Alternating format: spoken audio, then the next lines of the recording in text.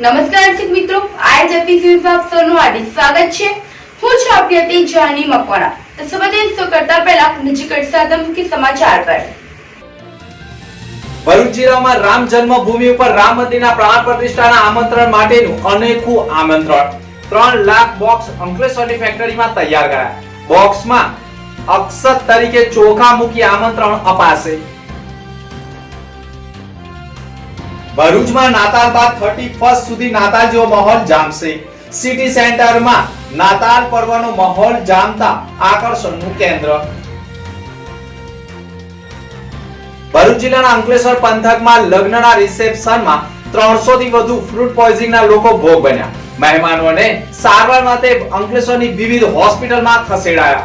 200 થી વધુ લોકો ભોગ બન્યા હોવાના અહેવાલ। ભરૂચ શહેર જિલ્લામાં વસતા ખ્રિસ્તી બંધુઓ દ્વારા નાતાલ પર્વની ઉજવણી કરવામાં આવી રહી છે અને 25મી ડિસેમ્બરે ભગવાન ઈસુના જન્મદિવસની ઉજવણી કરવામાં આવી હતી અને 5 દિવસ સુધી નાતાલ પર્વની ઉજવણી યથાવત રહે છે।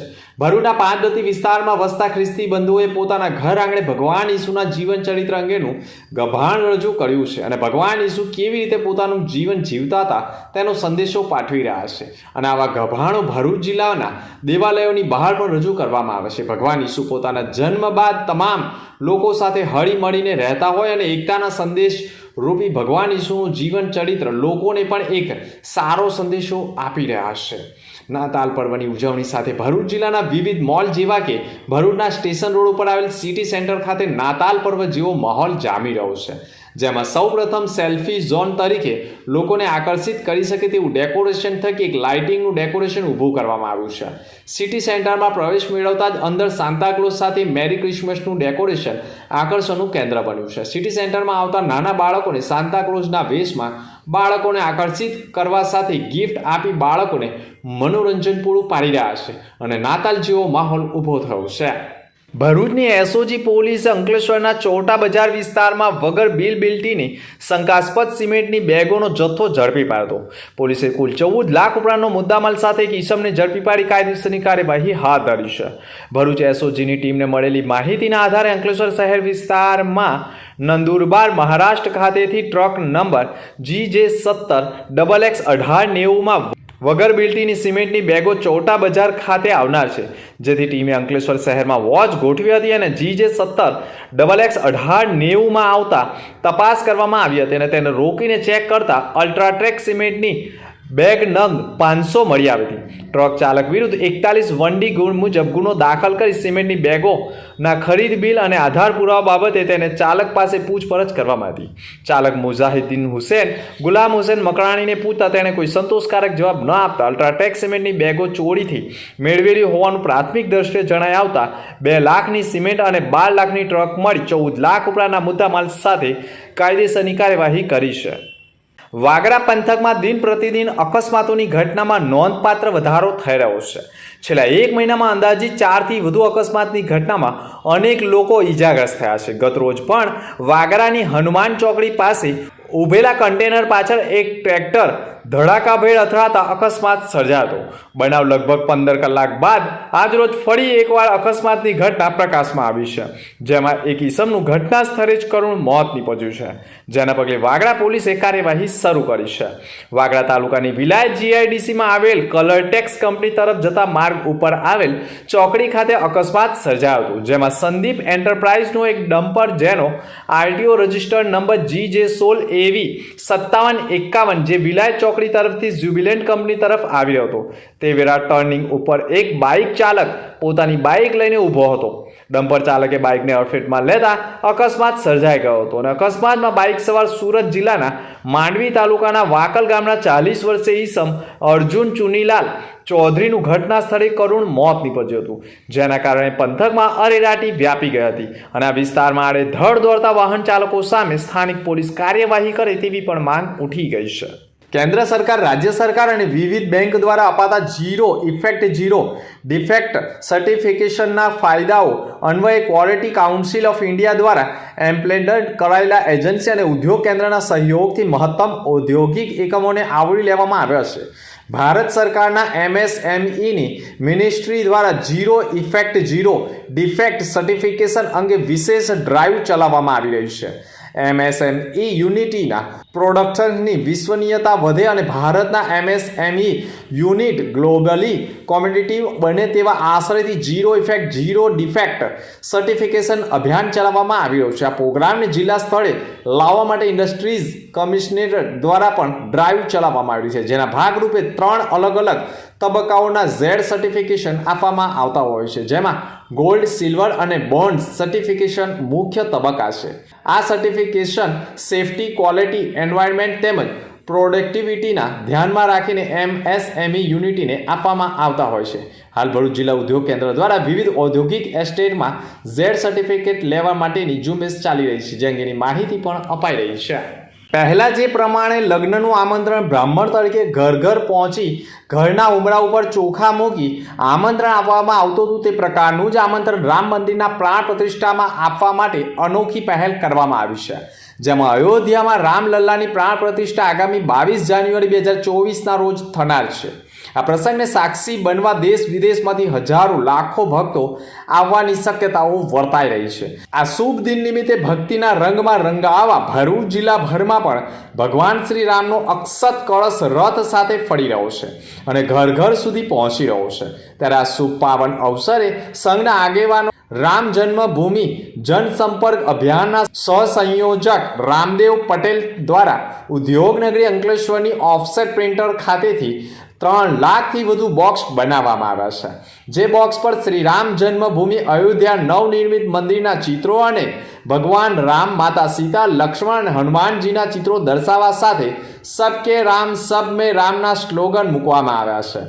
જે તૈયાર થયેલા બોક્સ રૂપી આમંત્રણ રામકુંડના મહંત ગંગાદાસ બાપુની ઉપસ્થિતિમાં મેળવી પૂજન અર્ચન કરવામાં આવ્યું હતું.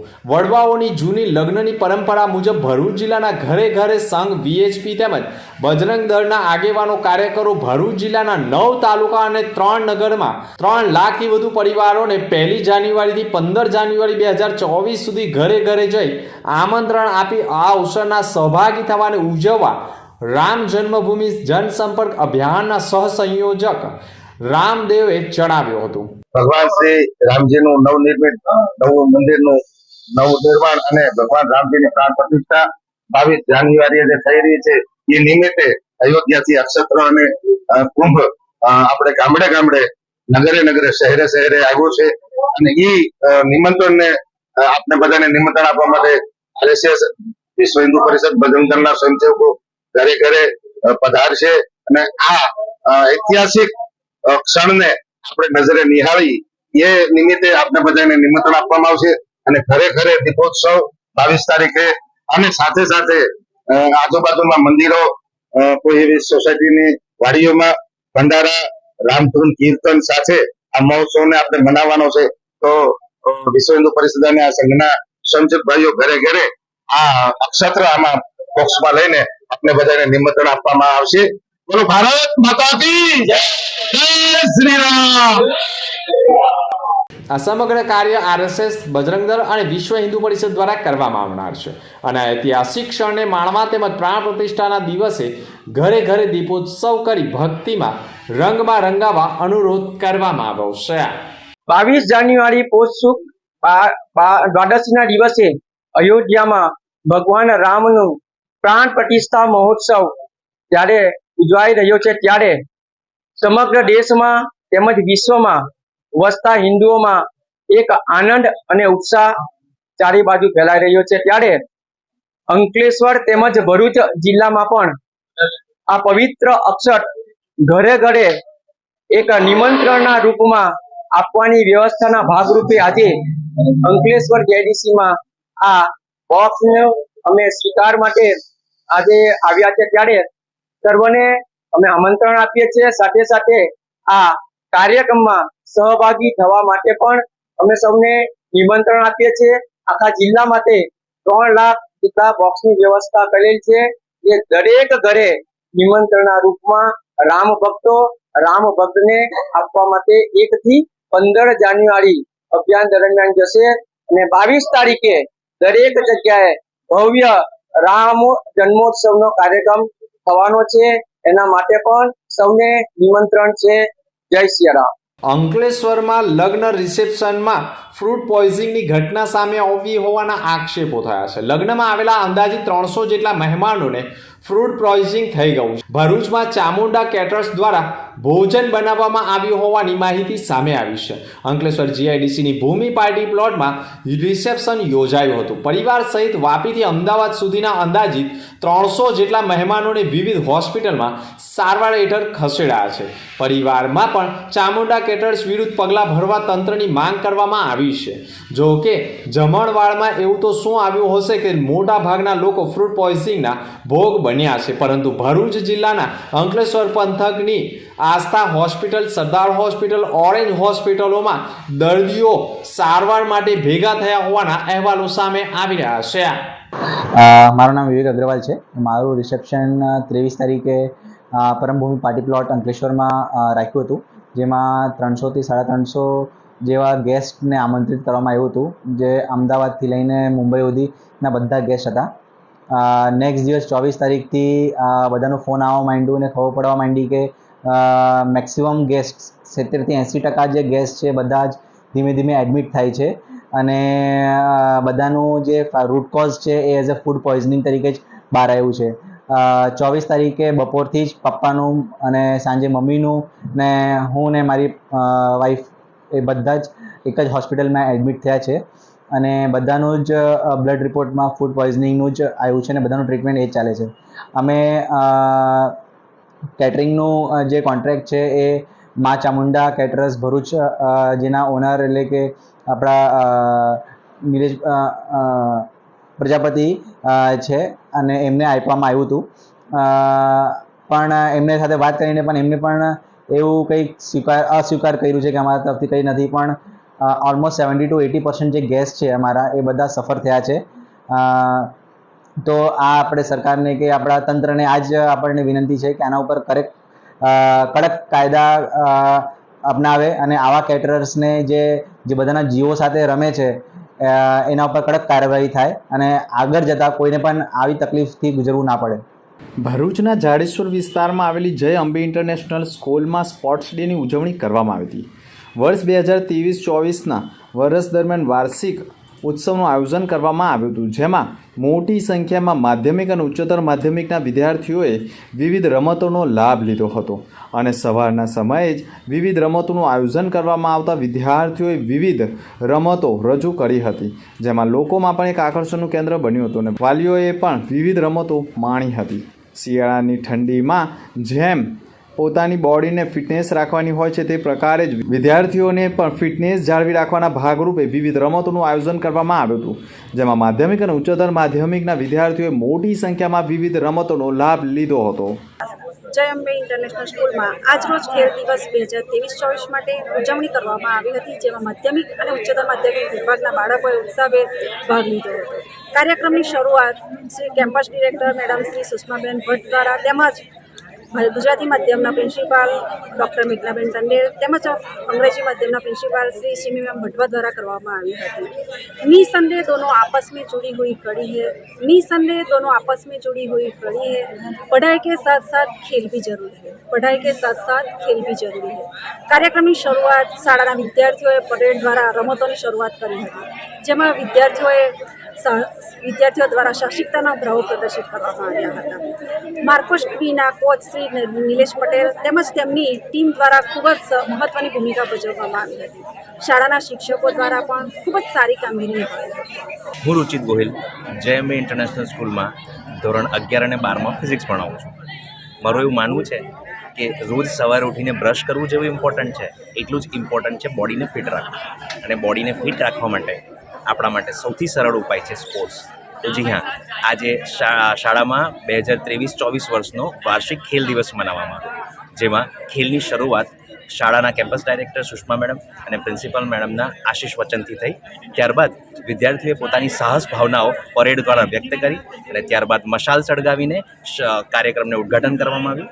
મેઘના મેડમે એક બોલને કિક મારીને કાર્યક્રમને આગળ વધાર્યું અને ત્યારબાદ 9મા અને 10માના વિદ્યાર્થીઓએ કોથળા દોડ અને હર્ડલ રેસ જેવી ગેમનું પ્રદર્શન કર્યું અને માધ્યમિક અને ઉચ્ચતર માધ્યમિકના વિદ્યાર્થીઓ જેમને હર્ડલ રેસ અને ફેચ ધ કોન જેવી બીજી અન્ય ગેમો રમીને એનું પ્રદર્શન કર્યું.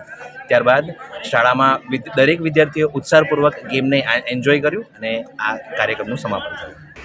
અંતમાં મુખ્ય સમાચાર પર ફરી એક નજર. ભરૂચ જિલ્લામાં રામ જન્મભૂમિ ઉપર રામ મંદિરના પ્રાણ પ્રતિષ્ઠાના આમંત્રણ માટેનું અનેકું આમંત્રણ. 3 લાખ બોક્સ અંકલેશ્વરની ફેક્ટરીમાં તૈયાર કરાયા.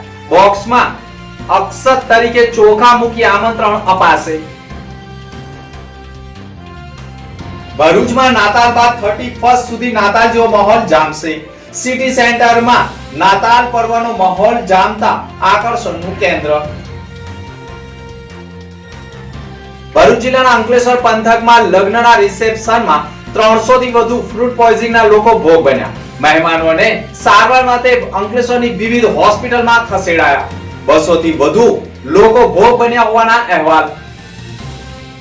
તો આ હતા તે સમાચાર. આવતીકાલે ફરી મળીશું નવા સમાચાર સાથે. નમસ્કાર.